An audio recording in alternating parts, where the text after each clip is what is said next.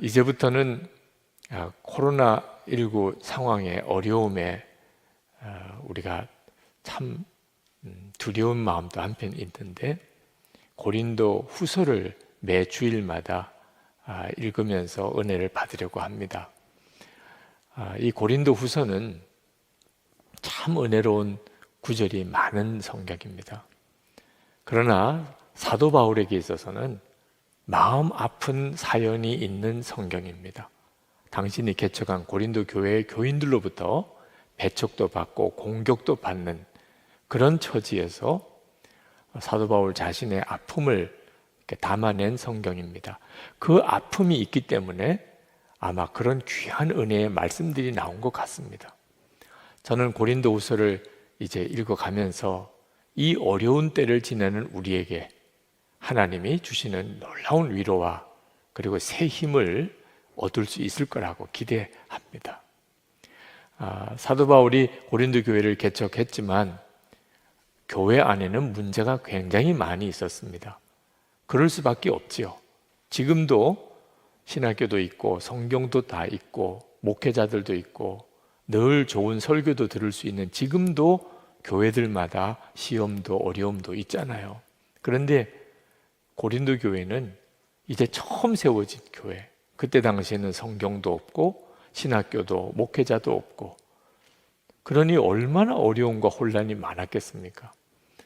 그랬던 그 고린도 교회 여러 가지 문제 때문에 사도 바울이 자기의 제자였던 디모데에게 편지를 써서 그 교회에 보냅니다. 그 교회 여러 가지 어려운 사정에 대한 대답을 해준 거죠. 그게 바로 고린도 전서입니다. 그런데 안타깝게도 고린도 교회 안에는 굉장히 강한 성격의 교인들이 들어와 있었던 것 같습니다. 대부분의 교인들은 그러지 않았지만 그 어려움이 조금도 사그러들지 않았기 때문에 할 수 없이 사도 바울이 직접 고린도 교회를 방문하게 되어야 했습니다. 사실 전도 여행을 갈 곳이 많기 때문에 사도 바울이 또 고린도를 가는 일이 사도 바울의 마음에는 쉽지 않았지만 그 고린도 교회 문제를 해결해야 할 이유가 있었기 때문에 방문하게 됩니다.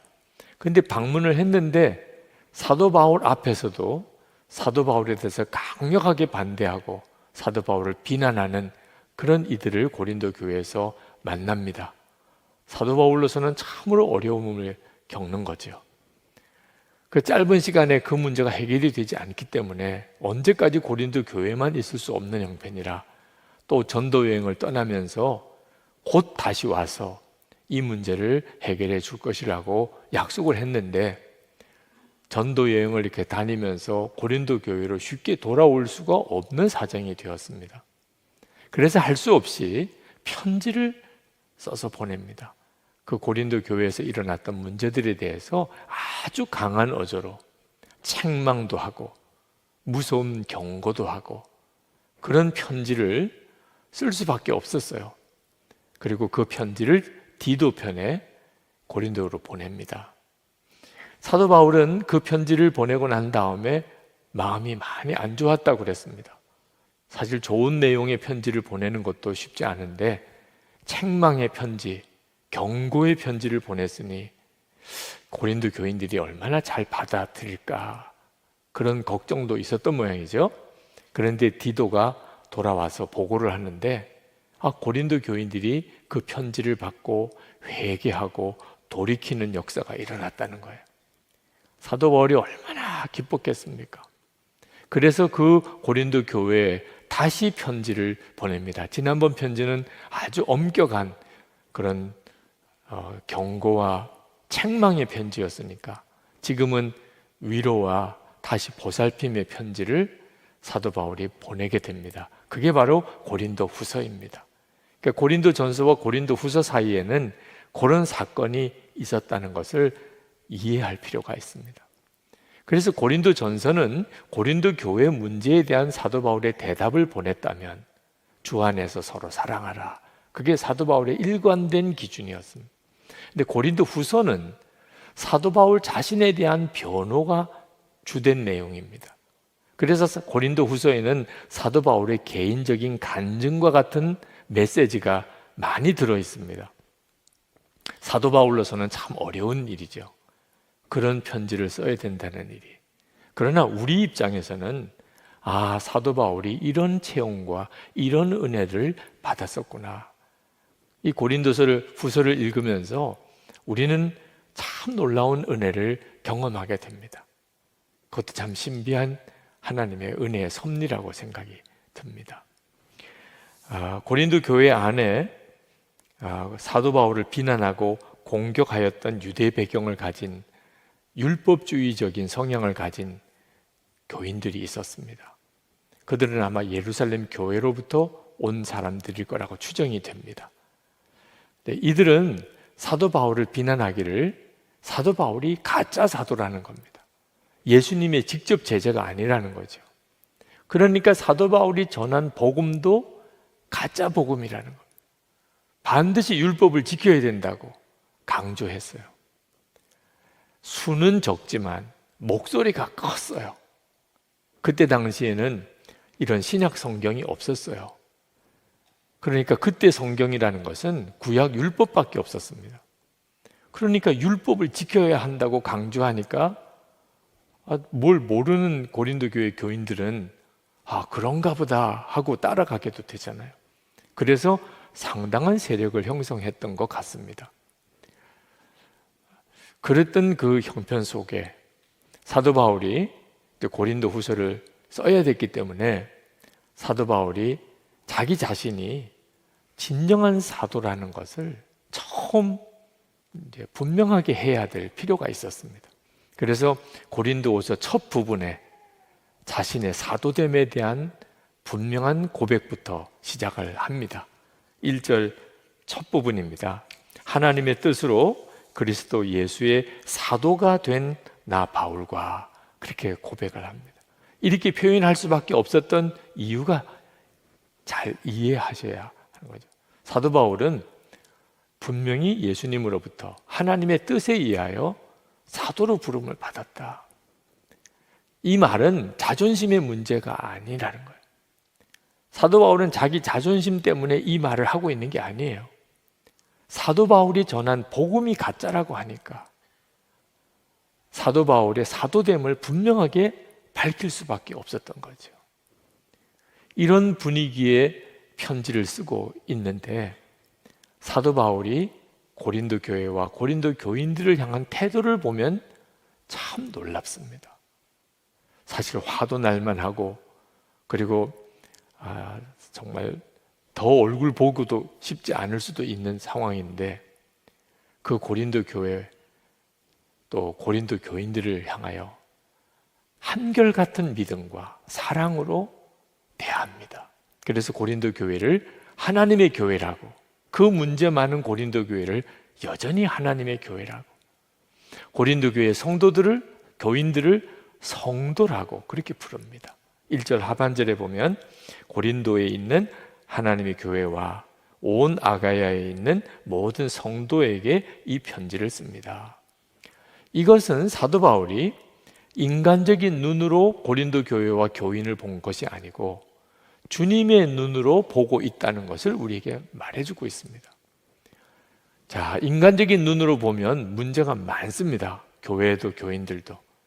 그런데 그 문제가 많은 속에도 여전히 주님은 역사하고 계십니다. 주님이 역사하시니까 교회로 모이고 있는 거예요. 성도들도 아직도 미성숙합니다. 이 말에 흔들리고 저 말에 흔들리고 있습니다. 그럼에도 불구하고 여전히 그 성도들 안에 성령께서 역사하셔서 그들이 예수님을 주님이라고 고백하고 성도된 증거를 가지고 있는 거예요. 그래서 당신들의 교회는 하나님의 교회고 당신들은 성도라고 말해주고 있는 겁니다. 여러분, 이것은 우리들도 반드시 가져야 될 태도입니다. 우리가 때때로 교회를 보면 실망스러울 때도 있습니다. 어떤 때는 저 사람이 예수 믿는 사람 맞아? 그렇게 판단될 때도 있습니다. 가족들 중에 좀처럼 변화되지 않는 가족 때문에 실망하게 되는 경우도 있습니다. 그럴 때 사람의 보는 눈으로만 보면 좌절하고 비난하고 그냥 떠나버리게 되고 포기하게 되는 거예요. 반드시 주님의 마음을 가지고 주님의 눈으로 볼 수 있어야 합니다. 여러분, 교회 문제가 생길 때 목사의 마음으로도 해결 안 됩니다. 교인의 마음으로 해결 안 됩니다.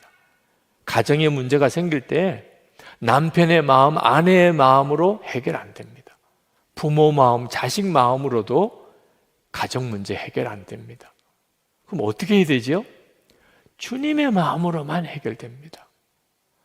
주님이 보시는 눈으로 서로를 보아야 문제가 많은 가운데도 역사하시는 주님을 보게 됩니다.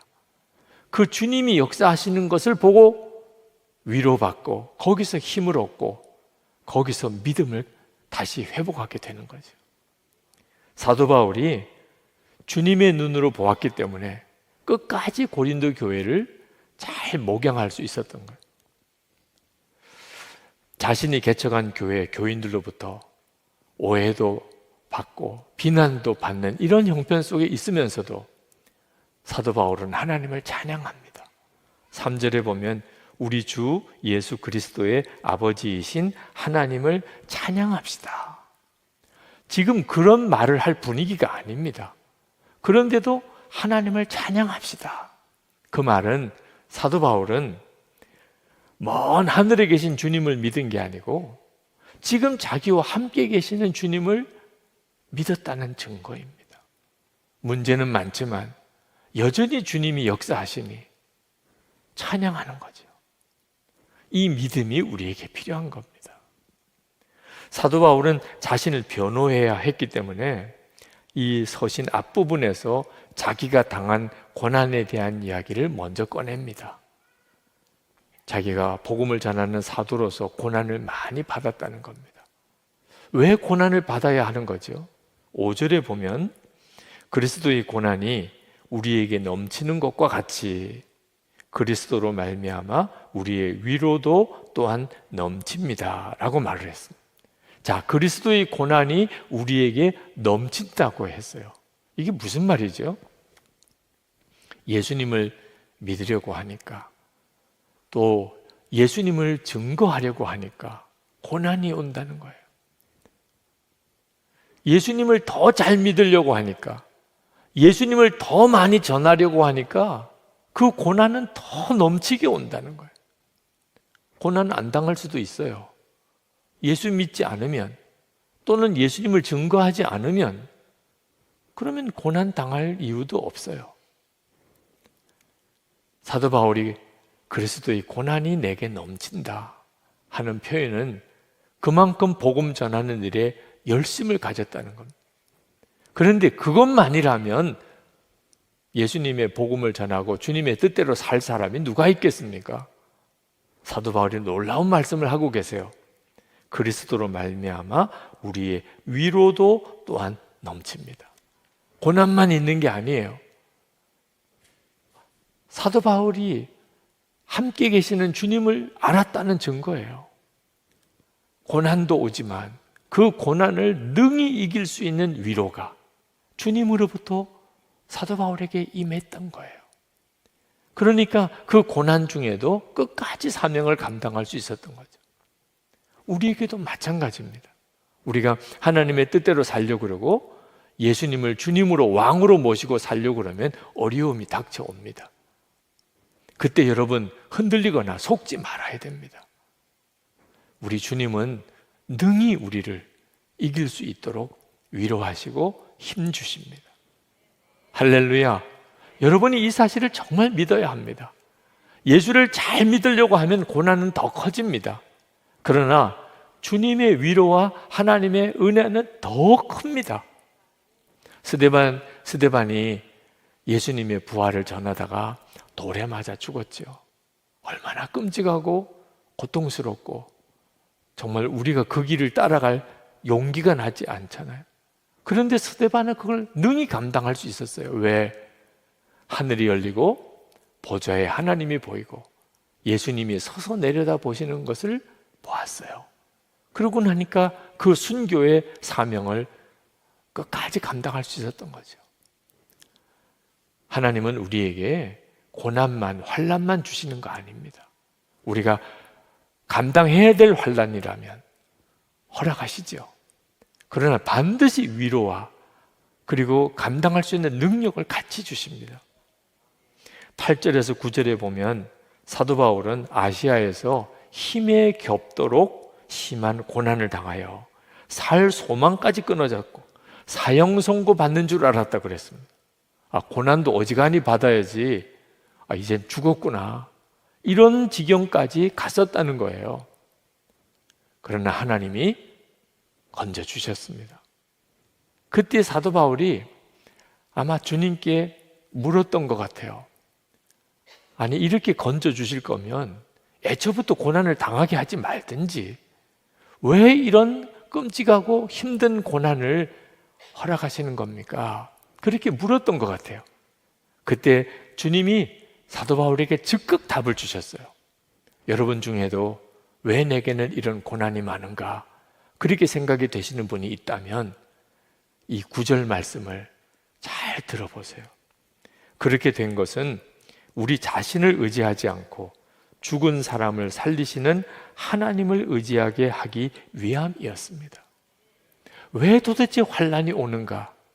우리가 더 이상 자기 자신을 의지하지 않고 죽은 자도 살리시는 하나님을 의지하게 하기 위해서, 그것만이 살 길이니까. 우리가 조금만 편해지면 우리 자신도 모르게 자기를 의지하고 살게 됩니다. 그게 망하는 길이에요. 자기를 의지하고 살았기 때문에 가정 문제도 풀어지지가 않고 내 삶도 항상 뒤죽박죽이고, 그리고 신앙생활조차도 어려워지는 거예요. 우리가 살 길은 오직 하나, 우리가 우리 자신을 의지할 수 있는 게 뭐가 있나요? 우리 자신이 뭘 믿을 수 있는 게 있나요? 더 이상 나를 의지하지 않고 죽은 자도 살리는 하나님, 그분만 의지하게 될 때 우리가 세상을 이기는 강한 자가 되는 거예요. 그래서 환난이 우리에게 유익하게 되는 거예요. 우리가 영적으로 더 강해지니까, 나를 의지하지 않고 오직 하나님만 의지하는 자가 되니까 그렇게 되는 거예요. 그래서 사도 바울이 이 사실을 깨닫고 난 다음에 앞으로 닥쳐올 환난과 어려움에 대해서 두려운 마음이 싹 사라졌습니다. 어려움이 올 때 하나님의 뜻은 나를 의지하지 말고 죽은 자도 살리는 하나님만 의지하는 데 있는 것이었구나. 그러면 어떤 어려움이 와도 상관없지. 10절 말씀을 보세요. 하나님께서는 이렇게 위험한 죽음의 고비에서 우리를 건져주셨고 지금도 건져주십니다. 또 앞으로도 건져주시리라는 희망을 우리는 하나님께 두었습니다. 사도 바울에게 이제는 어떤 문제가 닥치더라도 겁이 없는 희망이 생긴 거예요. 지금 중국에 있는 우리 선교사님들이 대거 다 철수하셨습니다. 중국에 더 있을 수가 없게 됐죠. 그것 때문에 중국 교회에 대한 걱정이 있지만 사실 이 일은 이전에도 한 번 있었습니다. 중국이 공산혁명이 일어날 때 중국에 있는 모든 서양 선교사들이 다 추방당했습니다. 신학교 문 닫고 교회도 문을 걸어 잠궈야 되고 목사들은 다 감옥에 가고 중국 교회는 끝난 줄 알았어요. 그런데 시간이 지나서 보니까 중국 교회가 얼마나 강하게 더 크게 부흥되어 있는지 깜짝 놀랐어요. 그러므로 지금도 하나님은 중국 교회를 지키실 거다, 그걸 믿게 되는 거예요. 우리가 어려움을 겪어보면 그때는 힘들어 느껴지게 되지만 그 다음에는 믿음이 더 커지게 됩니다. 어떤 어려움이 닥쳐와도 흔들리지 않는 믿음을 갖게 되는 거예요. 이런 희망, 사도 바울 자신만을 위한 것이 아닌 것을 알았어요. 사도 바울이 복음을 전해서 예수를 믿은 성도와 교회가 똑같은 고난을 겪는 겁니다. 그래도 사도 바울이 위로를 받는 것은 주님이 그들과도 함께 하실 것이니까.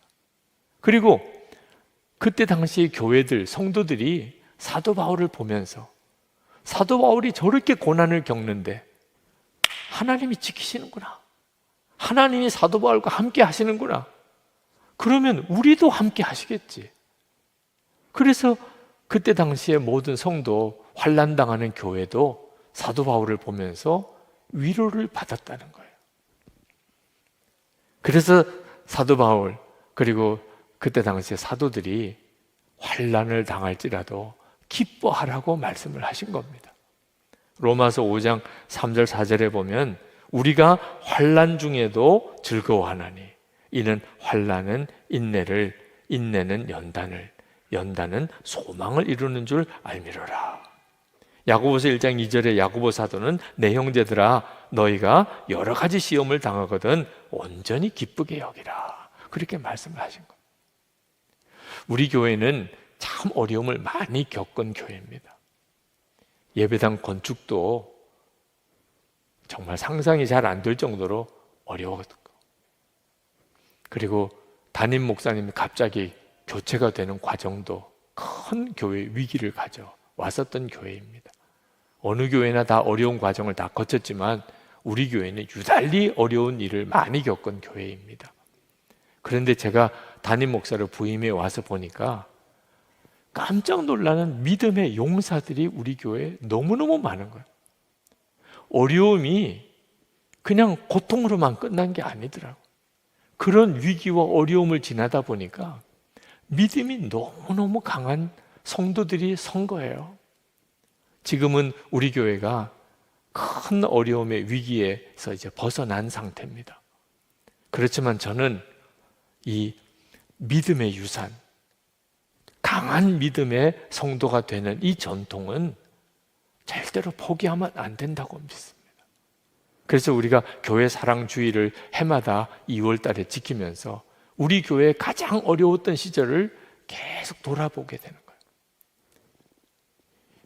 환난을 두려워하지 마세요. 환난은 우리에게 크게 유익을 줍니다.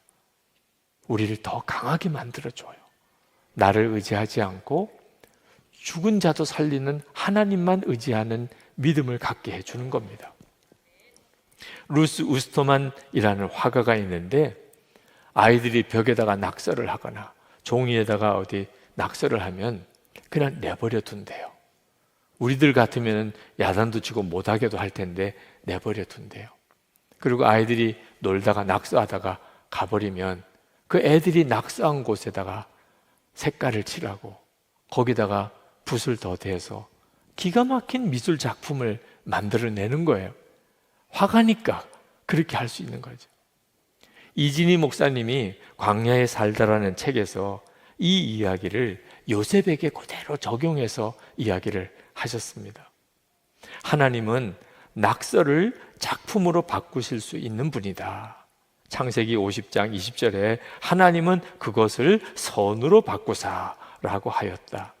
사람들이 요셉의 그림을 망쳐놓았다. 요셉의 형제들, 미디안 상인들, 보디발과 그의 아내 등 이들로 인해 요셉의 인생 그림이 엉망이 되었다. 그런데 하나님께서 망쳐진 요셉의 인생 그림을 멋있게 바꾸셨다. 정말 그렇죠.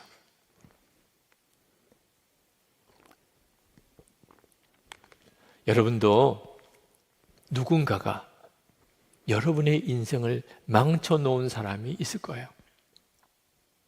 지금까지 살아오는 동안 또는 지금도 그 사람 때문에 내 인생은 엉망이 됐어.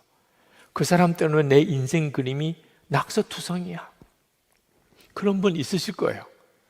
여러분, 절대로 여러분의 인생을 망가뜨리거나 여러분에게 인생의 낙서를 한 사람을 원망하지 마세요. 하나님이 계시잖아. 하나님은 어떤 엉망인 인생도 기가 막힌 작품으로 만들어내시는 하나님이세요. 요셉이 그랬죠. 모세가 그랬죠. 한나가 그랬죠. 다윗이 그랬죠. 그래서 우리가 우리와 함께 계시는 주님을 바라보자고 하는 거예요. 사람들은 내 인생을 엉망으로 만들 수 있어요. 의도했든 의도하지 않았든. 그러나 하나님은 그 엉망이 되어버린 인생을 기가 막힌 인생 작품으로 만들어내실 수 있다니까요. 그러므로 연단과 환난을 두려워하지 마세요. 오히려 지금이야말로 주님을 주목해야 될 때예요. 주님과 동행하는 삶을 지금 훈련해야 돼요.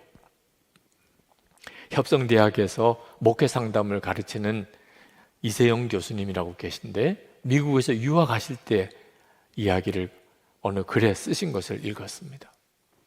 뉴욕에 있는 어느 한인교회 교육 목사로 계실 때, 그때 중고등부 애들을 데리고 델라웨어 강으로 카누 여행을 인솔에 갔었다는 거예요. 그런데 그 아이 하나가 그만 강에 빠져서 사경을 헤매는 거예요. 얼마나 놀라고 충격이었겠습니까? 헬리콥터까지 불러서 급히 뉴욕으로 후송을 하고 병원에서 살려보려고 애를 썼는데 결국은 세상을 떠나고, 그 아이의 장례를 치르는데 목사님은 이미 벌써 제정신이 아니었어요. 모든 게 다 끊어진 것 같고, 모든 게 깜깜한 색깔로 다 칠해진 것 같고, 아무 소리도 들리지 않고, 감정마저도 죽어버려서인지 어떤 것도 느낌이 없을 정도로 목사님 자신이 완전히 멘붕 상태에 빠진 거예요. 근데 그때 그 사고가 일어났던 그 자리서부터 장례식이 있는 그 시간까지 선생님 한 분이 끝까지 그 목사님 옆을 지켜주었어요. 목사님이 힘들어하고 괴로워할 때 묵묵히 옆에 있어주고, 목사님이 해야 될 일들 너무너무 당황스러워서 어떻게 해보지 못하고 쩔쩔맬 때 다 옆에서 그냥 챙겨주면서 끝까지 지켜준 선생님이 한 분이 계셨다는 거예요. 완전히 무너지고 목회도 포기하고 공부도 포기하고 다 끝낼 수밖에 없는 그런 처지에 그 선생님 한 분 때문에 마음을 추스리고 다시 시작할 수 있었다는 거예요. 그 이야기를 쭉 쓰시더라고요. 여러분, 아무리 힘들고 환난이 와도 누군가가 한 사람만 내 옆에 끝까지 있어주면 얼마든지 버텨내요. 그렇다면 능력도 없고, 그죠? 부족한 것도 많은 사람조차도 내 옆에 있어주기만 해도 내가 힘이 되고 위로가 된다면, 만왕의 왕이신 예수님께서 나와 함께 계신 게 그게 사실이라면 어떤 환난이 우리를 무너뜨릴 수 있겠냐 말이에요. 안 믿으니까 문제인 거죠. 예수님이 나와 함께 계시고 항상 나와 동행하신다는 이 엄청난 사실을 듣기만 했지, 실제로는 믿고 그대로 실제로 누리지 못하니까 이 문제 저 문제 앞에서 그렇게 맥없이 흔들려 버리고 마는 겁니다. 요즘 주변에 이런저런 어려움을 겪는 분들을 많이 봅니다. 아마 앞으로 더 많아지고 어려움은 더 커지리라고 예상이 됩니다. 성도들을 위해서 기도하는데 갑자기 하나님이 그런 마음을 주세요. 이 정도 어려움 때문에 이렇게 정신을 못 차리면 앞으로 환난이 닥칠 때는 어떻게 하겠느냐. 갑자기 제 마음속에 기도 제목이 확 바뀌는 것을 느꼈어요. 여러분, 예수를 믿는 것 때문에 무서운 핍박이 오는 이런 상황이 벌어진다면 여러분은 견뎌낼 준비가 되어 있습니까? 아직까지 어려움이 많지만 아직까지 환난이라고까지는 말할 정도는 아니에요. 언제 그런 일이 일어날지 모르죠. 예수 믿을 때, 예수 믿는다고만 하면 모든 걸 포기해야 되고 심지어 죽임도 당할 이런 날이 올 수도 있는 거예요. 그런 때가 오더라도 나는 흔들리지 않는다, 그런 믿음이 있나요? 지금 준비해야 돼요. 우리가 다 예수를 잘 믿는 것 같았는데 코로나19 사태가 터지니까 예수를 믿는 사람인지 아닌지 정신 못 차리는 사람들이 얼마나 많은지, 교회에 모여서 예배드리지 못하고 성도들끼리 모이지 못하니까 신앙생활 제대로 하는 건지 아닌지 정신을 못 차리는 사람들이 얼마나 많은가 말이에요. 우리의 믿음을 스스로 점검해야 합니다. 여러분, 우리 안에 계신 예수님을 정말 바라봐야 됩니다. 그 주님께 우리 문제를 진짜 맡겨야 되고, 그리고 그 주님께 순종할 수 있는 삶을 사는 일이 우리에게 지금 가장 중요한 문제예요. 환난이 오고 어려움이 닥친다고 그래서 살려주세요, 도와주세요, 힘들어요, 이렇게만 기도하면 안 됩니다. 그 어려움은 우리 믿음을 강하게 세우기 위한 하나님의 놀라운 섭리이기도 한 거예요. 우리 자신도 흔들림이 없고 다른 사람조차도 하나님의 위로자가 되어서 그들을 세워줄 수 있는 그 일을 위해서 하나님이 우리를 이끌어주고 계신 거예요. 환난이 우리를 그렇게 만들어가요. 더 강한 믿음의 사람으로. 2020년 코로나19로 인해서 진짜 한 해가 엉망진창인 해가 되어버린 것 같습니다. 그렇지만 가만히 돌아보니까 2020년 한 해 정말 놀라운 일이 또 벌어졌어요. 우리가 예수님과 동행하자고 늘 그렇게 부르짖었지만 올해처럼 예수님과 동행하는 일에 이렇게 집중해 본 해가 없었어요. 그래서 우리 속회 전체가 예수 동행 속회로 다 리뉴얼 돼 버렸잖아요. 2020년은 제가 보기에는 예수님과 동행하는 일에 있어서 어떤 분기점을 이루는 전환점이 되는 해가 될 거라고 분명히 확신이 됩니다. 또 하나, 우리 교회에 성도들이 와서 기도할 수 있는 기도처를 마련하려고 마가다락방을 만들었어요. 근데 사실 마가다락방의 공간은 그렇게 넓은 공간은 아닙니다. 저는 늘 이 예배당을 볼 때마다 이렇게 좋은 예배당이 성도들이 기도처가 되면 얼마나 좋을까? 기가 막히잖아요. 그런데 이 예배당은 예배드릴 때 외에는 문을 열지를 못해요. 그런데 이번 코로나19 확산 때문에 이 예배당이 기도처가 됐어요. 24시간 이 예배당에서 기도하는 그런 역사가 일어났어요. 성정 기도 때 오시는 성도들을 볼 때마다 하나님의 섭리는 정말 놀랍다. 코로나19가 아니었으면 본당을 기도처로 공개하는 일을 결정하는 것은 쉽지 않았을 거예요. 온라인 전도, 상상도 못했던 일이에요. 온라인 양육, 온라인 제자훈련, 성도들을 전도하고 양육하고 훈련하는 일이 상상도 못한 차원으로 열려지고 있는 것을 보면서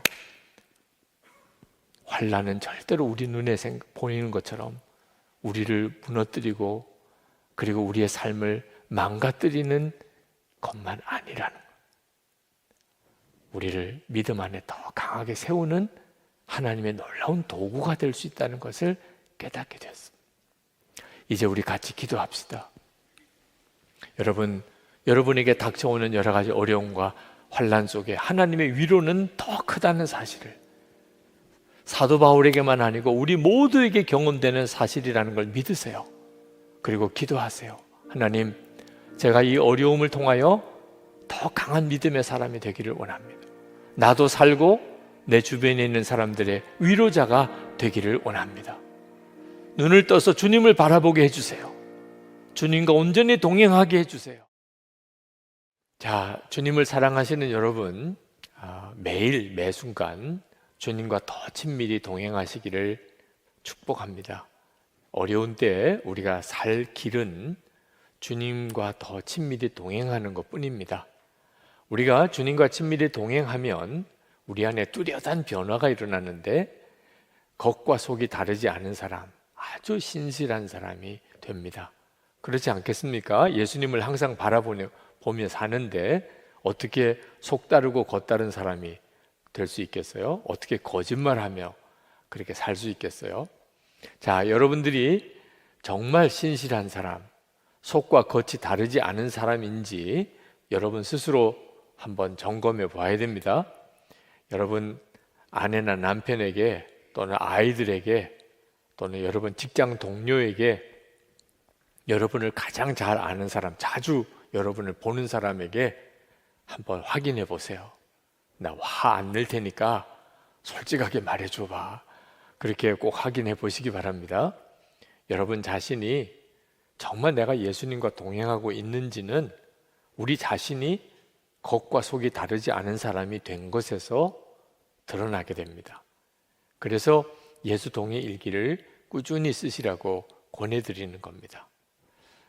정말 놀라운 삶의 변화가 일어나게 됩니다. 그런데 사도 바울이 그 점에서 마음이 아팠던 거예요. 고린도 교회 안에는 사도 바울을 이상하게 싫어하고 비난하고 또 폄하하는 그런 거짓 교사들, 율법주의자들이 있었는데 그들이 사도 바울에 대해서 한 말이 이 사람은 겉과 속이 다른 사람이야. 이 사람은 거짓말쟁이야. 그런 비난을 했던 겁니다. 성도에게 있어서 거짓말쟁이라고 하는 말은 가장 사실 혐오감이 느껴지는 그 평가예요. 주님과 동행하는 사람이 어떻게 거짓말쟁이일 수 있겠습니까? 그런데 사도 바울에 대해서 이렇게까지 비난하는 이유는 하나예요. 사도 바울이 다메섹에 갔다가 다시 돌아올 거다. 곧 내가 다시 고린도 교회를 방문할 거다. 그렇게 약속을 했는데 그 약속을 지키지 않고 그만 다시 그냥 유대로 갔다. 그것 때문에 사도 바울은 거짓말쟁이다. 속은 오지 않으려고 하면서 겉으로만 오겠다고 말한 사람이다. 믿을 수 없는 사람이다. 그렇게 비난을 한 겁니다. 사실 말도 안 되는 거리를 가지고 그 꼬투리를 잡아서 사도 바울을 아주 무지막지하게 나쁜 사람인 것처럼 몰아가는 그 사람들이 정말 나쁜 사람들이죠. 사도 바울이 그 점에 대해서 해명을 하는 게 오늘 본문의 내용입니다. 사실 사도 바울은 나는 죽고 예수로 사는 사람이기 때문에 오해를 받든지 비난을 받든지 자기 자신을 해명하고 싶은 마음은 없는 사람입니다. 그럼에도 불구하고 사도 바울이 굳이 해명을 하는 이유는 사도 바울이 전한 복음, 나는 죽고 예수로 사는 이 복음이 거짓이라고 함께 폄하되는 일 때문이었습니다. 그러니까 그렇지 않다. 나는 절대로 겉다르고 속다르게 하는 사람 아니다. 실제로는 가고 싶지 않은데 겉으로만 갈 거라고 이야기한 사람 아니다.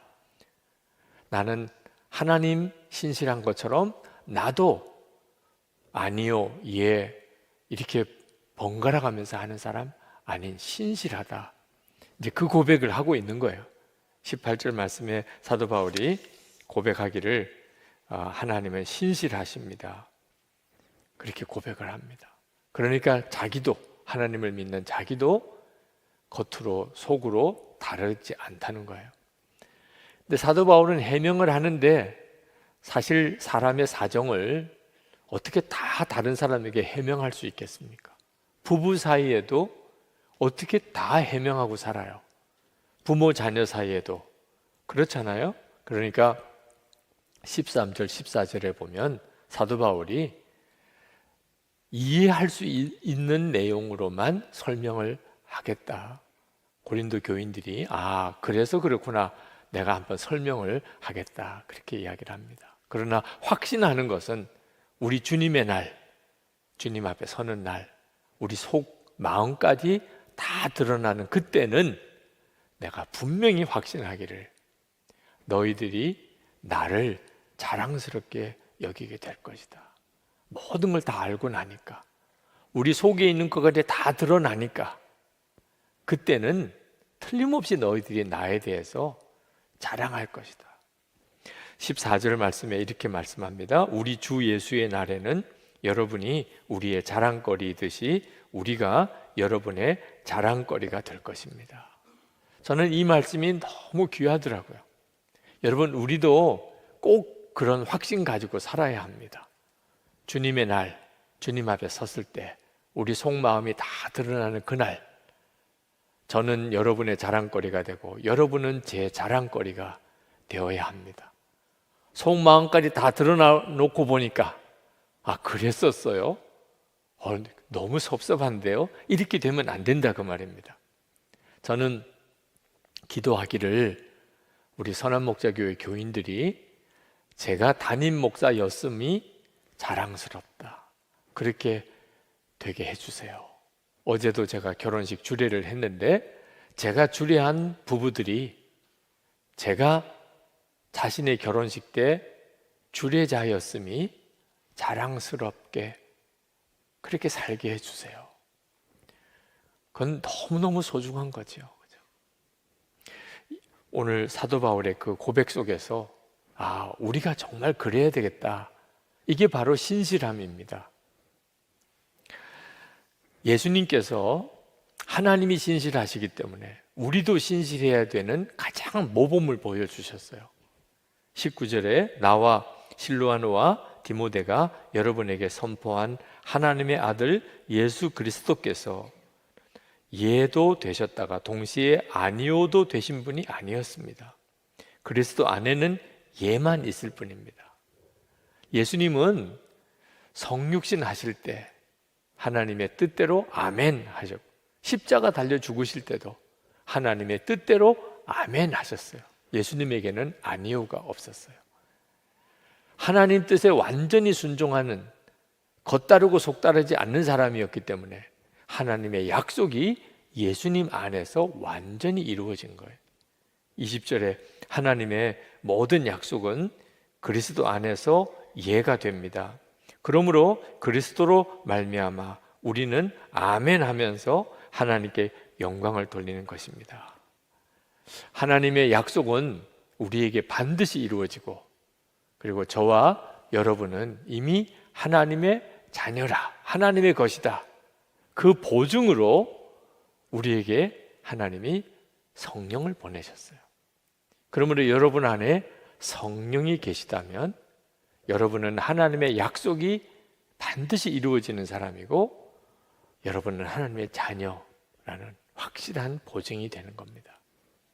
22절에 하나님께서는 또한 우리를 자기의 것이라는 표로 인을 치시고 그 보증으로 우리 마음에 성령을 주셨습니다. 사도 바울은 자기 안에 계신 성령, 그분을 증인으로 삼습니다. 성령이 증인이십니다. 내가 여러분에게 가지 않은 것은 여러분을 위해서 그런 겁니다. 고린도 교회 교인을 위해서 내가 가지 않은 거지, 속으로는 안 가려고 하면서 겉으로만 가겠다고 하고 실제로 안 간 게 아니라는 거예요. 사도 바울이 갑작스럽게 고린도 교회를 방문해야만 됐습니다. 고린도 교회 안에 문제가 해결되지 않고 있다는 이야기를 듣고 마게도냐로 가는 길에 갑자기 고린도를 들러가게 됩니다. 그런데 그때 사도 바울을 대적하는 무리들이 고린도 교회 안에 있었어요. 그들이 사도 바울에 대해서 얼마나 거칠게 대항을 했는지 사도 바울도 엄청나게 마음이 상했고, 그로 인해서 고린도 교회 안에도 큰 상처가 생겼어요. 그 사도 바울의 그날의 방문이 다 너무 힘이 들었어요. 그리고 사도 바울이 내가 곧 다시 올 것이라 그러시고는 다시 마게도냐로 갔는데, 사도 바울이 정말 다시 오고 싶었어요. 그래서 그 문제를 해결하고 싶었습니다.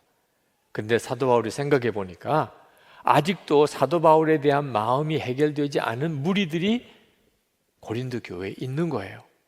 그 사람들은 마음이 안 바뀌었어요. 근데 이번에 다시 가게 되면 그러면 문제는 더 심각해지고 상처는 더 크게 받을 것이 뻔해요. 그래서 사도 바울이 내가 직접 이번에는 가는 게 안 좋겠구나, 그래서 가지 않게 됐다는 겁니다. 고린도후서 2장 1절에 이렇게 말합니다.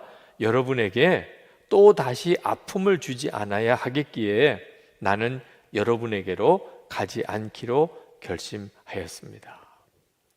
그러나 잘못된 것은 고쳐야 되겠고 복음과 올바른 진리는 가르쳐야 하겠기 때문에 사도 바울이 편지를 쓰기로 했습니다.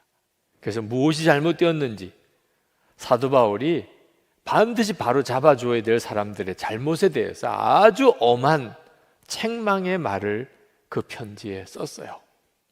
그러나 직접 가지 않았던 이유는 만약에 직접 얼굴을 대면하게 되면 마치 사도 바울이 사도라는 권위를 가지고 그 고린도 교회 교인들의 믿음을 억압하려고 하는 것처럼 느껴지겠기 때문에 그냥 편지로만 보내기로 한 겁니다.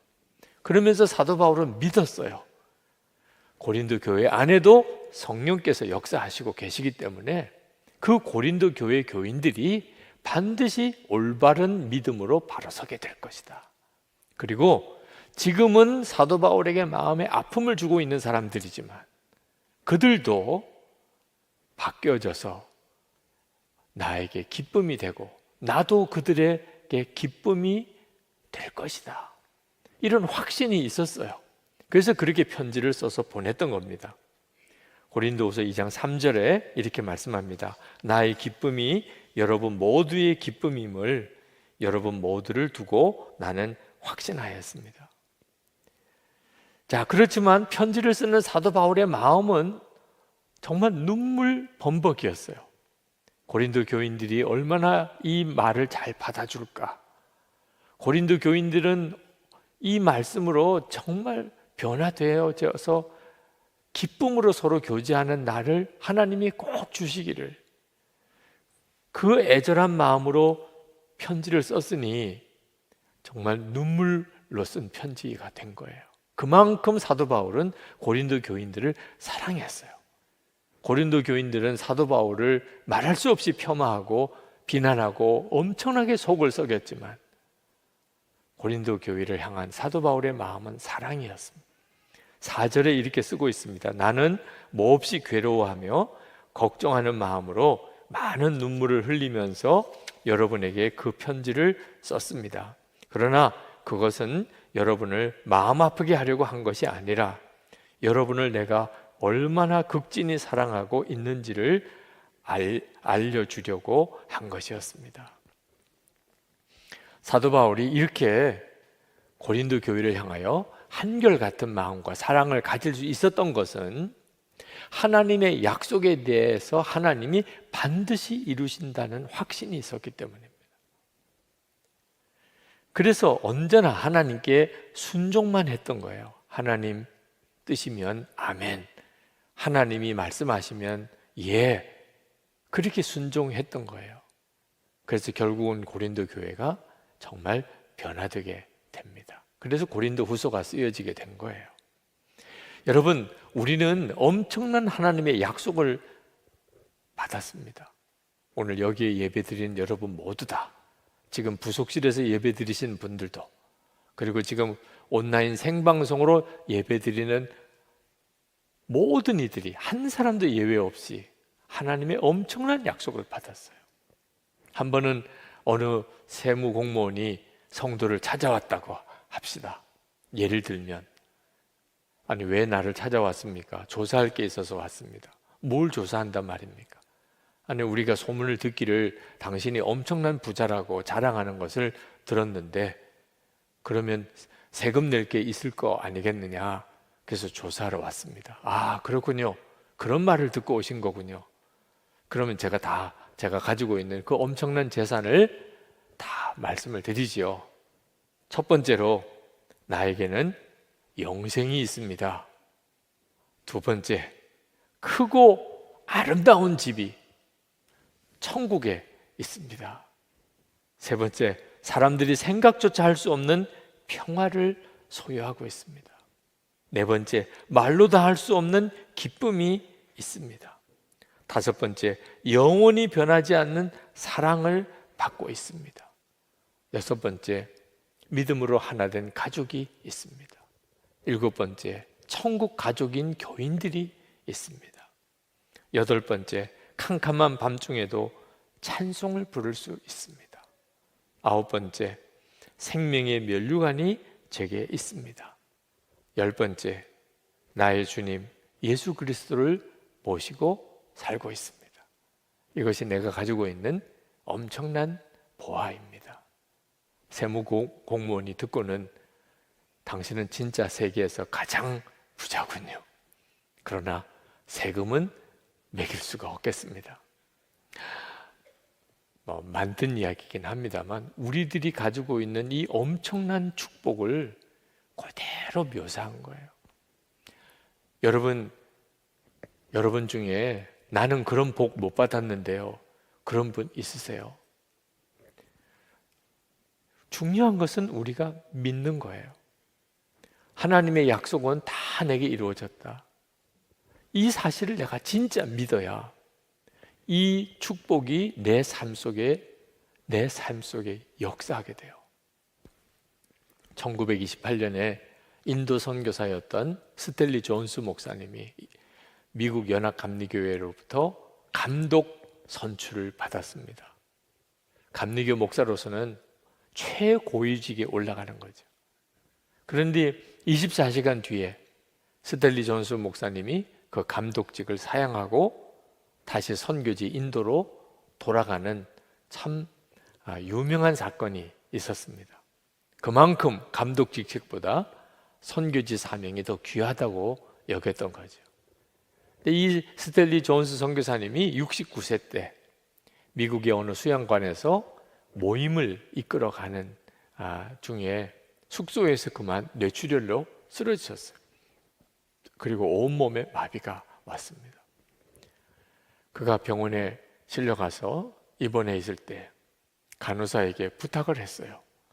아침에 나를 깨우러 올 때 굿모닝 하고 인사하지 말고 이렇게 해주세요. 나사렛 예수 그리스도의 이름으로 명하노니 일어나 걸으라. 꼭 그렇게 해주세요. 그 간호사가 얼마나 참 당황스러웠겠습니까? 근데 그 간호사는 정말 그렇게 매일 깨웠어요. 스탠리 존스 선교사님은 하나님의 약속은 나에게 다 이루어진다. 하나님은 언제나 아멘이시지 아니요가 없으시다. 그러므로 20절에 있는 말씀처럼 그리스도로 말미암아 우리는 아멘 하면서 하나님께 영광을 돌리는 것입니다. 자기도 그렇게 해야 된다고 깨달은 거예요. 그래서 간호사가 나사렛 예수의 이름으로 명하노니 일어나 걸으라 하면 아멘 그렇게 했다는 거예요. 그리고 실제로 그가 일어났어요. 다시 인도로 가서 20년 동안 더 사역하다가 89 나이에 죽어서 인도에 묻혔습니다. 그때 그가 쓴 책이 하나님의 긍정 The Divine Yes라고 하는 제목의 책을 썼어요. 자기가 그때 경험했던 그 일을 통해서 하나님이 주신 은혜를 쓴 거예요. 우리도 그렇게 해야 돼요. 하나님은 신실하세요. 하나님의 약속은 너무 놀라워요. 하나님은 한번 약속하시고 어기는 하나님이 아니에요. 그 사실을 사도 바울이 정말 믿었기 때문에 사도 바울 자신도 무슨 일을 하든지 항상 하나님 앞에서 아멘으로 갔지, 마음으로는 아니요 하면서 입으로만 아멘 했던 적이 없었던 거예요. 우리도 엄청난 하나님의 축복의 약속을 정말 받았음을 믿는다면 우리의 삶도 아멘 신앙이 되어야 합니다.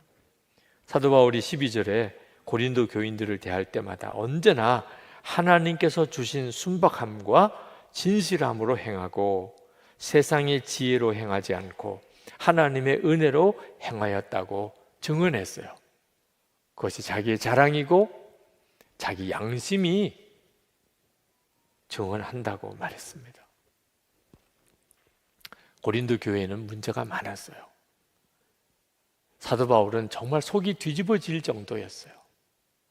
막무가내로 막 싸우려고 대드는 사람하고 대화하는 일은 정말 어려운 일이잖아요.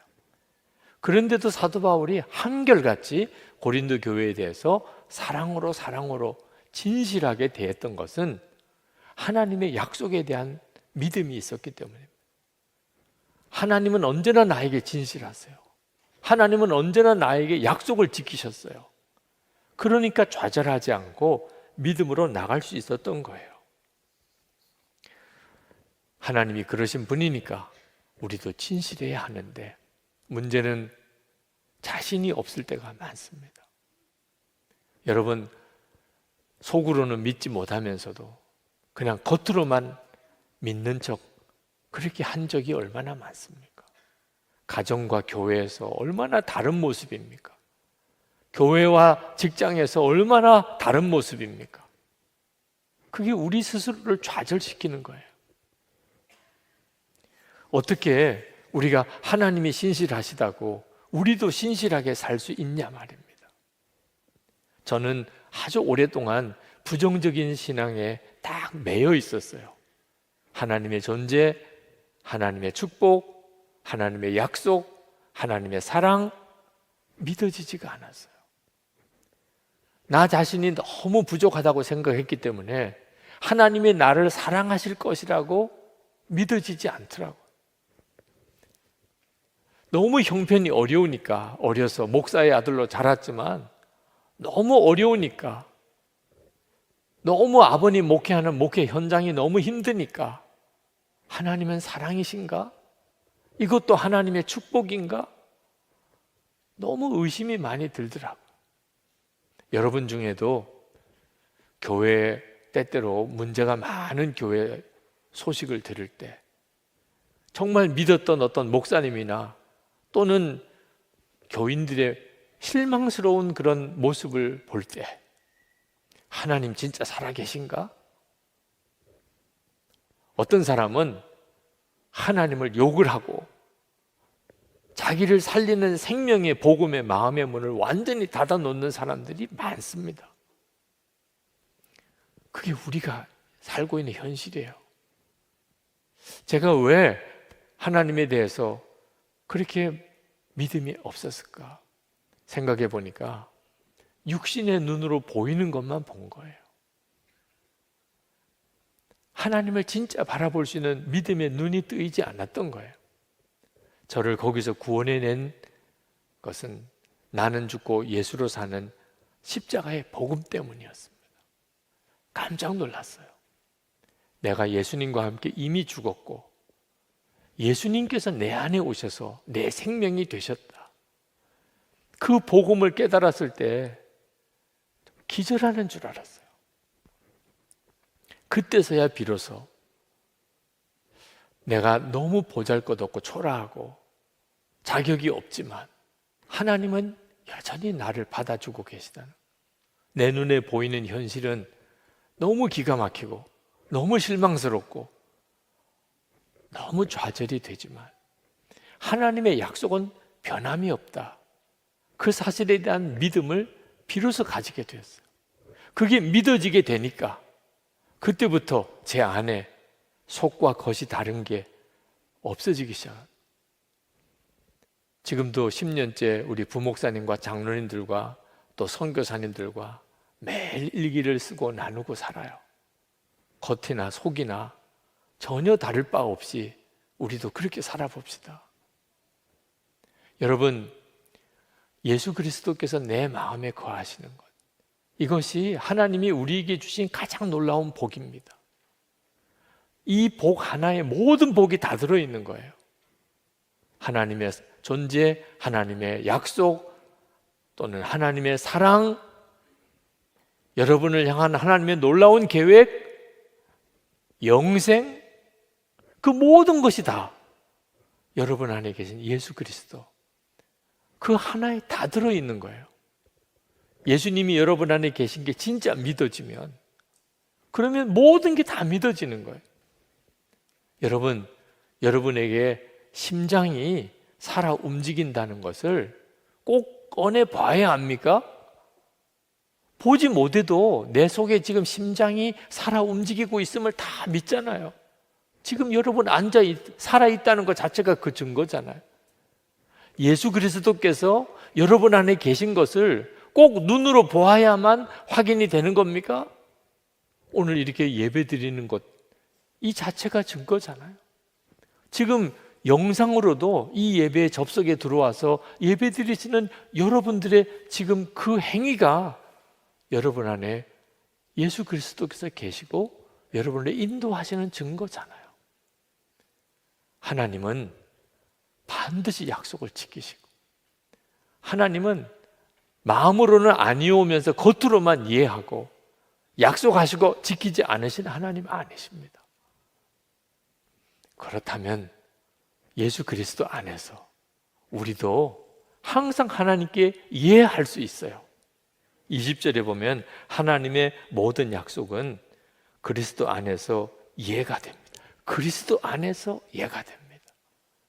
우리가 예수님을 바라보고 살자 항상 예수님 안에 거하자는 이유예요.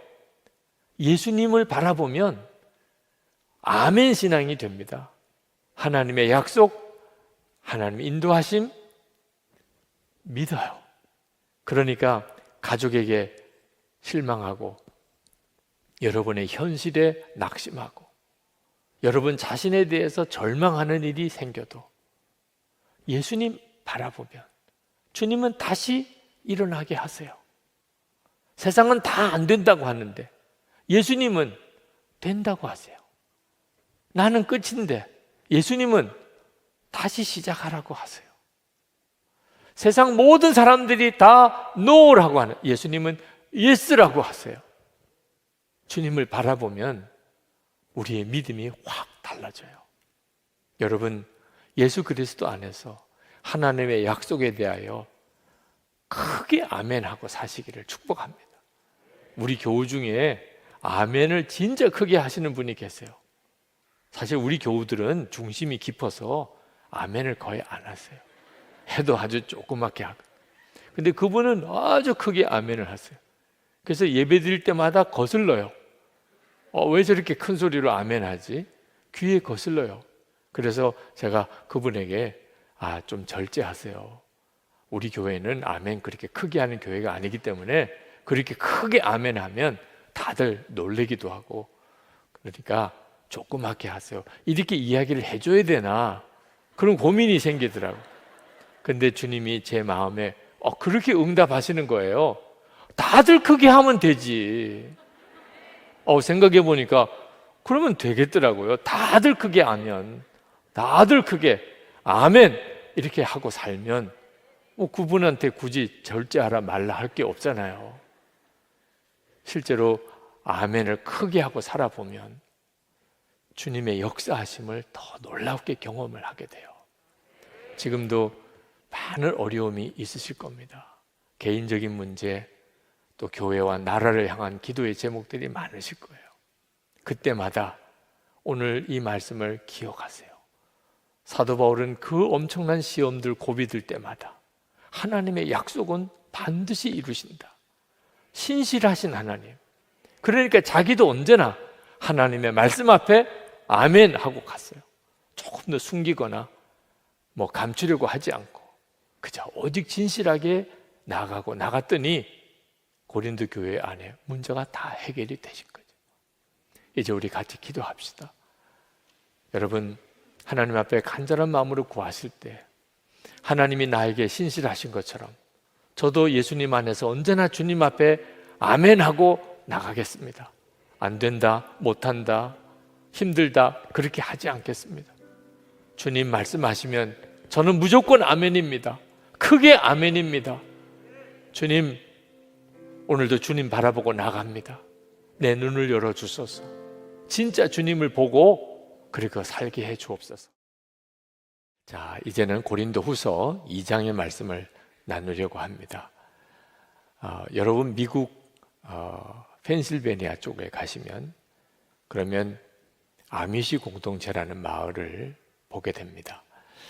아마 이미 다녀오신 분도 계실 거고 또는 영상으로 또는 여러 가지 책을 통해서 보신 분도 있으실 겁니다. 지금도 마차를 타고 다니는 아주 옛날 방식의 생활을 유지해 가는 마을입니다. 그 마을을 다녀오신 분들은 큰 감동을 받는다고 합니다. 그들이 옛날 방식으로 살아가는 것이 참 독특하기도 하지만 이 세상에서는 잘 찾아보기 어려운 고요함, 편안함, 평화 그것을 거기서 경험해서 수백만 명이 해마다 그 아미시 마을을 찾아가 봅니다. 그 감동은 그 아미시 마을 공동체의 전통적인 정신, 공동체 정신, 용서와 사랑의 전통 때문에 그렇습니다. 그 아미시 마을은 500년 동안의 역사를 통하여 오직 한 가지를 지켜오려고 공동체를 만든 겁니다. 예수님께서 오른뺨을 맞으면 맨뺨도 돌려대라. 주님이 말씀하셨으니까 그대로 살아야지.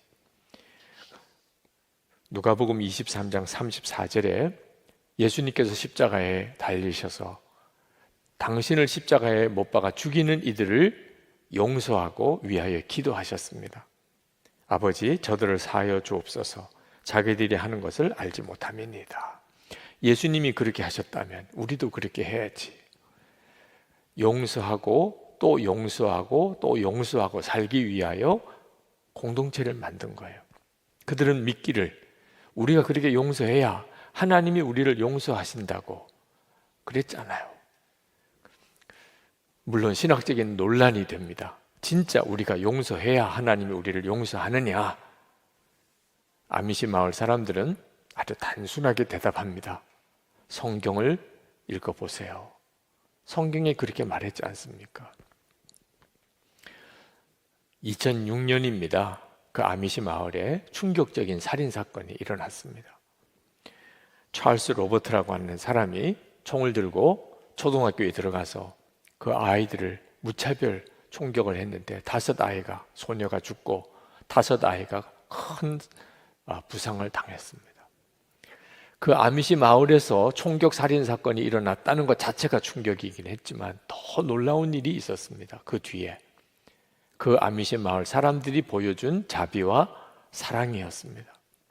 그 아미시 마을 사람들은 희생자의 유족들도 너무너무 위로가 필요하지만 이 찰스 로버트 가해자의 홀 어머니와 그 자녀들도 엄청난 충격을 받았다는 것을 알았습니다. 그래서 그들은 그 가해자의 가족들이 그 피해자의 가족의 품에 안깁니다. 그들이 찾아와서 안아줘요. 우리는 원한이 없습니다. 우리는 이미 다 용서했습니다. 그 아미시 마을 사람들이 그 피해자의 가족의 집을 찾아가서 위로와 사랑의 선물을 전해줄 때 이 찰스 로버트 가해자의 집도 반드시 찾아가서 그들을 위로해 주었다는 거예요. 여러분, 이것이 바로 교회입니다. 그리고 이것이 성도예요. 예수 믿는 사람은 어떤 사람인가? 용서할 수 없는 사람 용서하고 사랑할 수 없는 사람 사랑하는 것. 그렇게 하는 공동체가 그게 바로 교회예요. 여러분, 커피 향을 맡으면 커피를 마시고 싶지요. 그죠? 똑같이 예수 믿는 사람에게는 향기가 나게 돼 있어요. 그래서 예수를 믿고 싶은 거예요. 아, 나도 저 사람들처럼 예수 믿고 싶다. 근데 그 예수 믿는 사람의 향기가 용서와 사랑이에요. 사도 바울은 오늘 본문에서 자기를 대적하고 말할 수 없이 비난하고 온 교회를 시험에 빠뜨렸던 그들을 용서하라고 그렇게 말씀합니다. 7절에 그러니 여러분은 도리어 그를 용서해주고 위로해 주어야 합니다. 사도 바울을 대적하는 이들을 사도 바울이 어떻든지 바로 잡아 주어야 했습니다. 사도 바울 자신이 자존심 상해서가 아니고 복음을 바로 가르치기 위해서였어요. 이건 아주 엄한 경고고 책망이었습니다. 편지를 써서 보냈는데 울면서 썼다고 그랬어요. 근데 사도 바울의 마음에 과연 고린도 교회 교인들이 이 편지를 제대로 읽고 바로 진정한 복음을 받아들일까? 그게 걱정이 되었어요. 디도가 돌아와야 소식을 알 수 있을 텐데 디도가 좀처럼 예정대로 오지 않는 겁니다. 그래서 사도 바울이 너무너무 마음이 힘들었는데 결국은 디도가 와서 전해준 소식은 고린도 교회가 사도 바울이 쓴 그 눈물의 편지를 읽고 바른 복음이 무엇인지 깨닫고 그리고 사도 바울을 대적했던 이들을 징계했다고 그 소식을 전해주었어요. 사도 바울로서는 너무 기뻤습니다. 그랬겠죠. 그러나 그들이 자기들이 잘못한 것을 깨달았어요. 얼마나 자기들이 무서운 죄를 지었는지 알게 되었습니다. 그래서 그들이 너무 좌절에 빠진 거죠.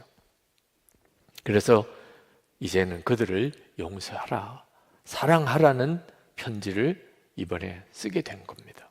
7절 하반절에 그 사람이 지나친 슬픔에 짓눌리는 일이 없도록 해야 합니다. 그러므로 나는 여러분이 그에게 사랑을 나타내어 보이기를 권합니다. 이것이 교회라는 겁니다. 성도면 마땅히 그렇게 해야 된다는 겁니다. 예수님은 우리를 위해 용서의 십자가를 지셨고, 예수님의 십자가의 핵심은 사랑이니까, 그러니까 우리가 그렇게 구원받았는데 우리도 용서하고 사랑해야 되는 거죠. 사도 바울은 이것이 우리가 사탄에게 속아 넘어가지 않는 길이라고 했어요. 11절에 우리가 사탄에게 속아 넘어가지 않으려 하였습니다. 우리는 사탄의 속셈을 모르는 것이 아닙니다. 여러분, 왜 용서하고 사랑해야 되나? 사탄에게 속지 않기 위해서 그런 겁니다. 사탄의 속셈은 있어요. 사람에게 어떻게 해서든지 죄를 짓게 만들어요. 여러분이 괜히 죄 짓게 되는 게 아닙니다.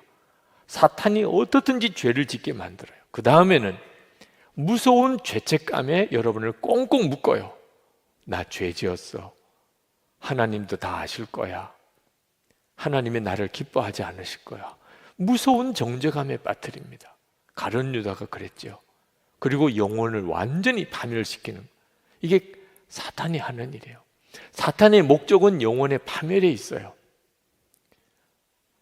우리는 사탄과 싸우는 거지 사람과 싸우는 게 아니라는 겁니다. 사도 바울이 그 사실을 고린도 교회 교인들이 반드시 알아야 한다는 거예요. 그 사도 바울을 대적했던 그 사람의 영혼도 구원해야 된다는 거예요. 그러려면 이제는 용서하고 사랑하라는 거예요. 절대로 마귀에게 속지 마라. 마귀가 하는 것에 반대로 가야 된다는 거예요. 그 반대가 용서와 사랑이라는 거예요. 사도 바울은 우리가 그리스도의 개선 행렬에 참여한 자라고 했습니다.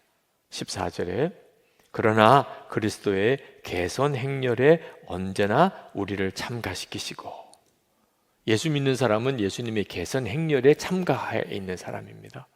이 개선 행렬이라고 하는 것은 요즘 우리로서는 그렇게 특별한 의미로 와닿지 않습니다. 월드컵에서 우승을 했거나 그러면, 또는 무슨 세계 챔피언이 나왔거나 그러면 카퍼레이드를 할까요? 요즘에는 그렇게 보이죠. 그때 당시로서는 대단한 일이었어요. 전쟁을 나간 장군이 승리했습니다. 그러면 이제 로마로 들어와요. 그때 개선 장군이 앞에 서고, 그 뒤에는 병사들이 서고, 그 뒤에는 전리품 그리고 포로로 잡아온 노예들 쭉 끌려 들어옵니다. 대단한 장면이죠. 그때 당시로서는 가장 볼만한 볼거리예요. 온 로마 시민들이 다 광장에 나와서 환호성을 지르는 그 장면이 그때 당시로서는 최고의 장면이에요. 근데 사도 바울은 마치 예수님이 이런 개선 장군처럼 나가실 때 자기도 그 반열에 서 있다는 거예요. 자기는 예수님을 핍박하던 자, 교회를 핍박하고 예수 믿는 사람들을 잡아 죽이던 자였는데 주님이 나를 만나 주시고, 그리고 나를 사도로 삼으시고, 그리고 이 예수님의 개선 행렬에 참여하도록 만들어 주셨다. 이제 그 고백을 해요. 제가 이 구절을 묵상할 때 저 자신에게 적용해 보았어요. 나도 예수님의 개선 행렬에 참여한 자인가? 마음으로부터 아멘 하고 동의가 됐어요. 그리고 얼마나 기쁜지, 예수님의 개선 행렬에 참여한다는 것 자체가 충분해요. 그것으로 충분해요. 예수님께서 만왕의 왕이신 주님이 그 이끌고 가시는 그 대열 속에 내가 있다는 거, 그거면 충분한 거죠. 자, 여러분들도 한번 물어보셔야 돼요. 여러분은 예수님의 개선 행렬에 참여하고 있는 그 사람입니까? 그때 당시 로마 광장에 수많은 사람들이 나왔어요. 그렇지만 그들은 개선 행렬에 참여한 자는 아니에요. 개선행렬에 참여한 자는 오직 군사만, 그 장군과 함께 전쟁터에 나가서 죽음의 고비를 넘고 무자비한 그 전쟁을 치러낸 사람, 그 군사들만 개선행렬에 참여할 수 있어요. 다른 사람들은 그냥 환호성만 지르는 거죠. 지금도 똑같은 시대에, 똑같은 이 나라에 우리가 같이 살지만 다 똑같은 길을 가는 거 아니에요. 사람마다 가는 길이 다 다릅니다. 어떤 사람은 예수님과 함께 동행하면서 예수님의 개선 행렬에 참여한 사람이 있어요. 여러분이 그 사람이냐 하는 거예요. 여러분은 정말 그렇습니까? 도대체 어떤 사람이 예수님의 개선 행렬에 참여하는 그 사람이죠? 그걸 알아야 대답을 할 거 아닙니까?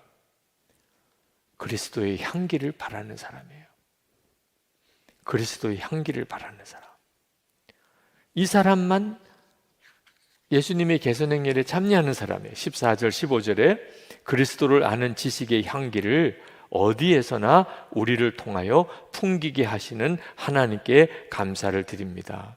우리는 구원을 얻는 사람들 가운데서나 멸망을 당하는 사람들 가운데서나 하나님께 바치는 그리스도의 향기입니다. 예수님과 함께 개선 행렬에 이렇게 참여한 사람은 그 사람에게서 그리스도의 향기가 나오는 사람이에요. 자, 그 말은 무슨 뜻이냐면 그 사람을 보면 예수님을 보는 것 같다는, 그게 예수님의 향기가 나오는 사람이에요. 여러분은 그리스도의 향기입니까? 사람들이 보면, 여러분을 보면 예수님 보는 것 같다고 말합니까? 여러분의 가족이나 또는 교우나 여러분의 함께 일하는 동료들이 여러분을 보면서 예수님을 보는 것 같습니까? 도대체 우리를 보고 어떻게 예수님을 본다고 할 수 있을까요? 오직 한 경우입니다. 용서할 수 없는 사람을 용서하고 사랑할 수 없는 사람을 사랑하는 것을 볼 때, 그건 전적으로 예수님이 하시는 일인 거예요. 그럴 때 사람들은 우리를 보면서 마치 예수님을 보는 것 같아요.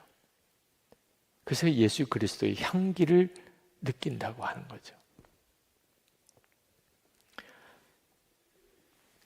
그런데 사도 바울은 그리스도인이 16절에서 구원받은 사람에게는 향기예요.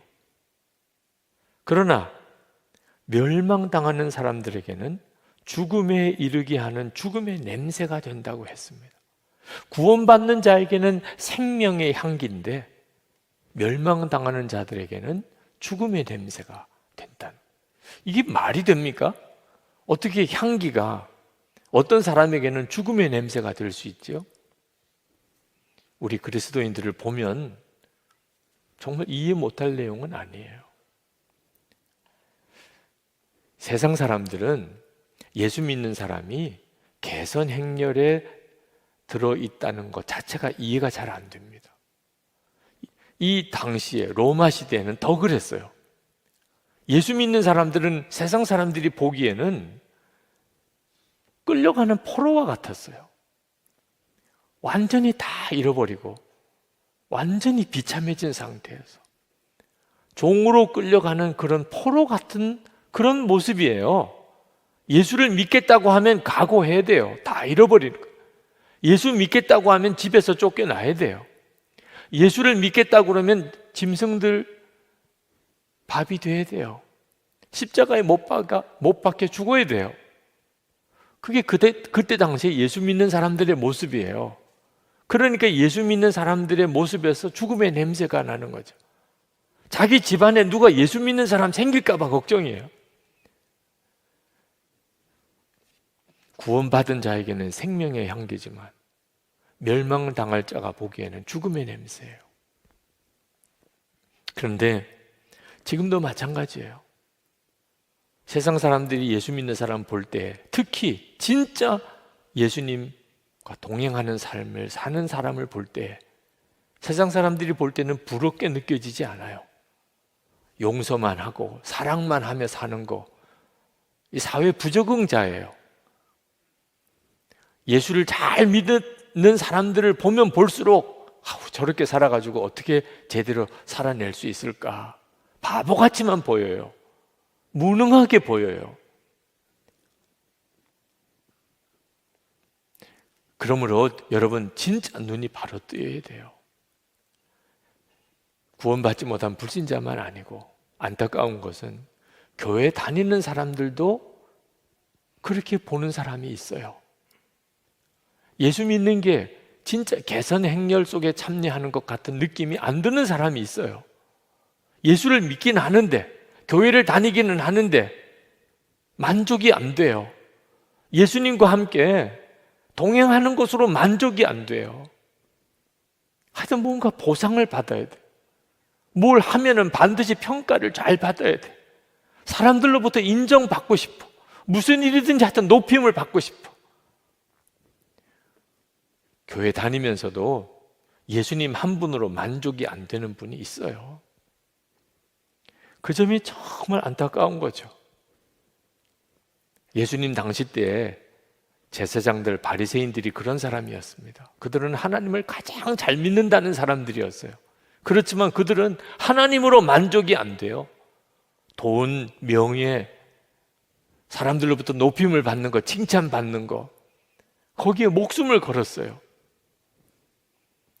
사도 바울을 대적했던 사람들, 고린도 교회에 몰래 들어와서 그 고린도 교회를 분열시키고 했던 사람들, 그런 사람들이 전형적인 바로 예수님으로 만족이 안 되는 사람, 높임 받아야 되고, 사도 바울도 경쟁자로 느끼는 거예요.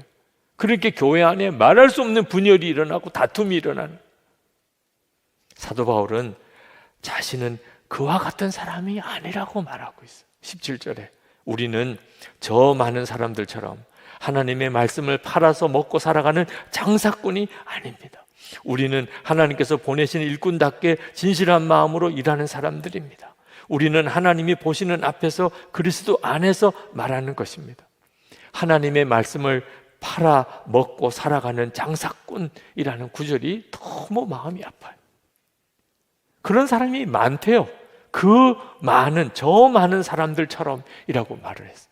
그때 당시도, 사도 바울이 있는 그때 당시도 하나님의 말씀을 팔아먹고 살아가는 장사꾼 같은 이들이 있었다. 지금도 그렇습니다. 지금도 하나님의 말씀을 팔아먹고 사는 장사꾼 같은 이들이 있어요. 그러므로 여러분들이 아무나 따라가서는 안 됩니다. 목회자들만 그런 거 아니에요. 우리 교우들도 스스로 점검해 봐야 돼요. 나는 예수님 한 분이면 정말 족한가? 모든 명예, 칭찬, 자리 다 다른 사람에게 양보하고, 나는 예수님 한 분이면 충분하니까, 주님과 함께 그 개선 행렬에 서 있다는 것 자체로서 나는 만족스러우니까, 그러니까 난 다른 건 더 필요 없어요. 그러면 교회는 정말 천국 같은 교회가 돼요. 그런 사람들끼리 모인 교회가 되면. 그런데 왜 그렇게 신경 쓰는 게 많고, 왜 그렇게 서로 경쟁하고, 왜 그렇게 다 높임 받으려고 그러고, 왜 그렇게 대우 받으려고 그러고, 왜 그렇게 다 인정받으려고 그러고. 그러니까 교회가 계속 불편한 거예요. 저는 한때 세상에서 성공해야 하나님께서 영광 받으시는 줄 알았어요. 제 인생의 반 이상 세월 동안 정말 그렇게들 믿고 살았어요. 합격해야 하나님께 영광 돌리는, 취직해야 하나님께 영광 돌리는, 승진해야 하나님께 영광 돌리는, 성공해야, 돈 꽤 벌어야 하나님께 영광 돌리는 건 줄 알았어요. 목사가 되고 나면 교회가 성장해야 하나님께 영광 돌리는 건 줄 알았어요.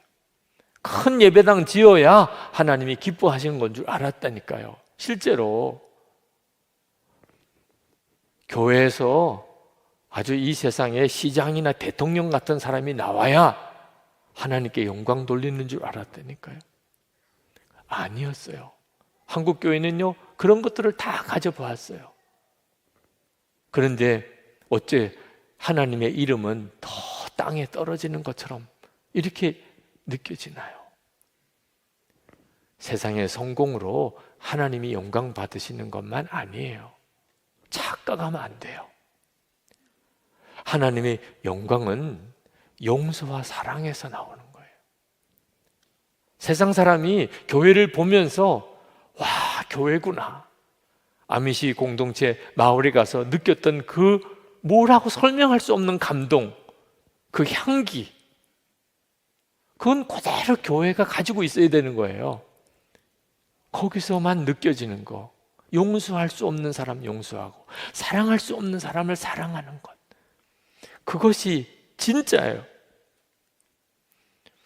여러분, 예수님 우리 안에 거하시니까 당연히 우리에게서 예수님의 향기가 나와야 돼요. 그렇지만 실제로는 그렇지가 못할 때가 많습니다. 부부 사이에 여러분 예수님의 향기가 느껴지나요? 부모 자녀 사이에 분명히 예수님을 믿고 있는데 예수님의 향기가 느껴지나요? 교인들 사이에 다 예수님 영접했잖아요. 예수님의 향기가 서로에게서 느껴지나요? 그냥 예수님만 영접했다고 그리스도의 향기가 나오는 거 아니에요. 사도 바울은 내가 그리스도와 함께 십자가에 못 박혔나니 이제는 내가 사는 것이 아니요 내 안에 그리스도께서 사는 것이라, 그렇게 고백했어요. 향수병이 있는데 마개가 꽉 막혀 있으면 누구도 거기서 향기를 맡을 수 없어요. 향수병이 깨어져서 그 속에 있는 향수가 다 드러나면 온 방이 향기로 진동하잖아요. 왜 그렇게 내 안은 십자가에 못 박혔고 이제는 내가 사는 것이 아니고 이렇게 가야 되는 거죠. 그때만 예수님이 나를 통해 드러나세요. 나는 죽었습니다. 이 고백이 분명한 사람에게서 주님은 나타나세요. 그게 용서와 사랑인 거예요. 사람은 정말 용서할 수 없는 사람 용서하고 사랑할 수 없는 사람을 사랑하는 것을 보고 예수님을 보는 것 같다, 그렇게 고백하는 거예요. 도저히 용서할 수 없는 사람이 있어서 아주 힘들어 하시던 교인이 제게 메일을 보내셨어요. 목사님, 아주 놀라운 일이 일어났어요. 금요 성령 집회 때 기도를 하는데 하나님이 저에게 말할 수 없는 죄를 지은 그 사람을 용서하라 하셨어요. 목사님의 설교를 통해 도무지 용서할 수 없다면 그 사람을 위하여 기도라도 해보라 하셔서 실제로 기도했더니 정말 그 사람이 긍휼해지는 마음이 들었습니다. 저의 마음과 다른 기도가 나오는데 그 사람과 그 가정을 위해 펑펑 울며 기도하게 하시더라고요. 그 후 제 마음도 평안해졌습니다. 남편도 주일 설교 중 손양훈 목사님 말씀을 듣고 그 사람에 대한 미움이 내려놓아지게 되었다고 고백했습니다. 하나님의 은혜입니다. 그 메일을 읽는데 그리스도의 향기가 뭔가가 느껴졌어요. 그런 게 그리스도의 향기예요. 주님이 하셨습니다. 제가 부산에서 목회할 때 한 번은 도둑이 둘이 교회에 들어온 꿈을 꾼 적이 있습니다. 깨어보니까 새벽기도 갈 시간이에요. 새벽기도를 가는데 마음이 얼마나 무거운지, 그렇지 않겠어요? 그런 꿈을 꿨는데 교회에 무슨 일이 있으려나 그런 생각도 들더라고요. 근데 아니나 다를까 교회에 갔더니 아예 사무실이 그냥 문이 다 쪼개지고 도둑이 들은 거예요. 사무실 서랍, 사무실에 있는 캐비넷 다 열어놓고 그 앰프랑 마이크랑 도둑 가져갔습니다.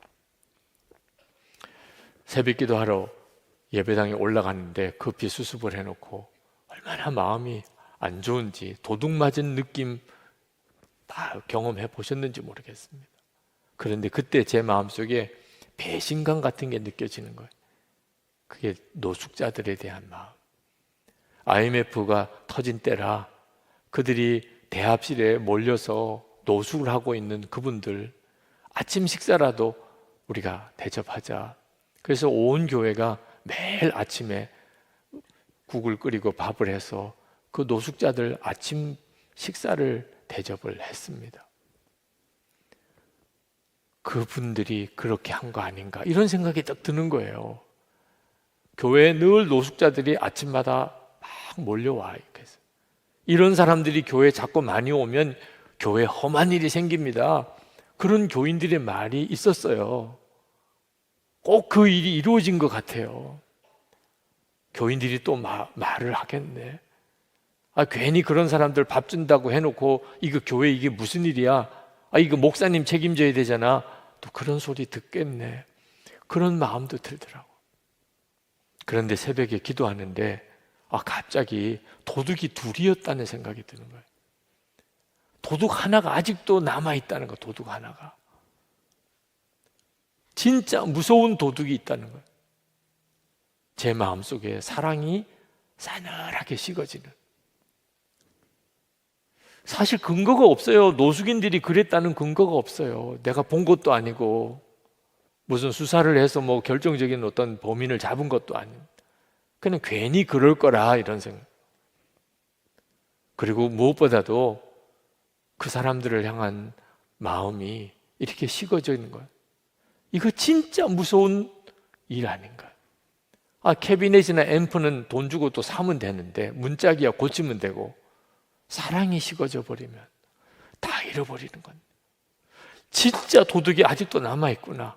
그게 다 깨달아지더라고요. 그래서 정말 회개가 터지는 거예요. 내가 무슨 이유로 그 사람들을 내가 혐의를 씌우고 배신을 당했다고까지 생각했나. 그리고 정말 눈물로 회개하고 그리고는 내려오는데 아침 식사하시러 벌써 노숙인들이 쭉 교회 로비에 나와 앉아 계세요. 제가 기도 끝나고 내려오는 거 보고 인사를 하시더라. 그분들 얼굴 뵙는 게 참 너무너무 미안하더라. 한순간이라도 그분들을 내가 의심했던 것이. 그런데 그분 중에 한 분이 걸어 나오시면서 제게 오늘 비가 와서 발을 다 젖었다고 양말 있으면 좀 달라는 거예요. 교회가 무슨 양말 공장도 아니고 양말이 어디 있겠어요. 그런데 너무너무 그분한테도 죄송하더라고요. 그래서 양말은 당장 구할 수가 없으니 내가 신고 있는 거라도 드릴까요? 사실 신고 있는 걸 드리는 것도 참 미안하잖아요. 그랬더니 그거라도 달라더라. 그래서 신은 양말을 벗어서 드렸어요. 여러분, 우리가 진짜 구원받은 성도인 증거, 용서와 사랑. 우리 가정이 정말 구원받은 가정이라는 증거, 용서할 수 없는 사람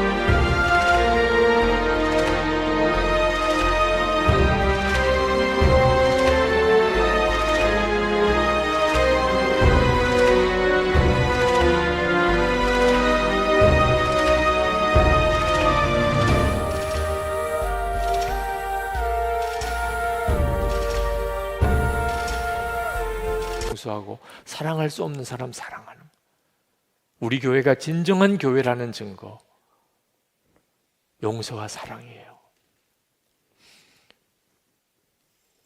그리스도의 향기입니다. 여러분은 여러분 존재 자체가 그리스도의 향기예요. 여러분을 통해서 주님이 드러나요. 그러려면 진짜 나는 죽고 예수로 사는 믿음으로 살아야 합니다. 예수님 안에 거하고 항상 주님 바라봐야 돼요. 그러면 여러분 안에 용서할 수 없는 사람도 용서하고 사랑할 수 없는 사람도 사랑하게 됩니다. 우리 이 시간 기도합시다. 하나님, 제 안에 용서와 사랑을 회복하게 해주세요.